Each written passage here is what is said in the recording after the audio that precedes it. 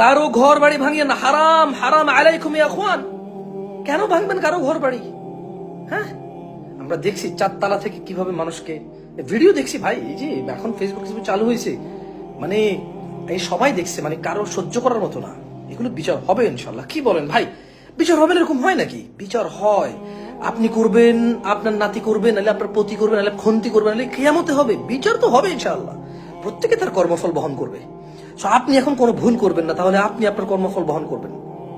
আপনার মানে আমি আমি বিনীত অনুরোধ করবো, প্লিজ। আমি শুনতেছি যে মানে এটা ঠিক না, ইউনিয়ন কাউন্সিল ভাঙছেন কেন ভাই? ইউনিয়ন কাউন্সিল কার বাপের সম্পদ? আমাদের সবার বাবার সম্পদ, আমাদের নিজেদের সম্পদ। ইউনিয়ন কাউন্সিল কেন ভাঙছেন? ইউনিয়ন কাউন্সিল ভাঙিয়েন না, ভাঙিয়েন, এগুলো ভাঙিয়েন না, আপনাদেরই লস ভাই। আরেকজন নেতা আসবে, সে আইসা ইউনিয়ন কাউন্সিলের গ্লাসের দাম রাখবে 5 লক্ষ টাকা। এটাই তো গত স্বাধীনতার পর থেকে আপনি দেখেন, স্বাধীনতার পর থেকে do we have a good leader? মানে ভেজাল মুক্ত, দুর্নীতি মুক্ত, মানে আমরা কি কোনো লিডার পাইছি? কে এসে হাতে গোনা কয়জন হবে? আর এত কনফিডেন্টলি কে বলতে পারবে বলেন?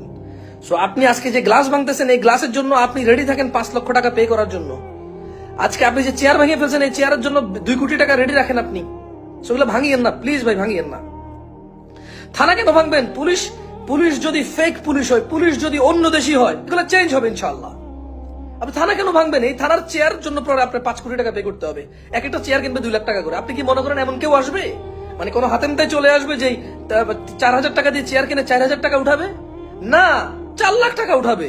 এগুলো 2 বছর পর আমরা জানতে পারবো, 3 বছর পর আমরা জানতে পারবো। এগুলোই তো। আমরা কোথায় থাকবো বলেন?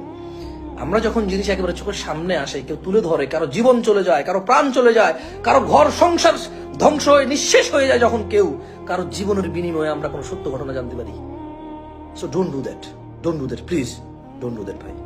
ভিডিওটা শেয়ার করেন এবং সবাইকে জানিয়ে দেন, আল্লাহকে ভয় করেন।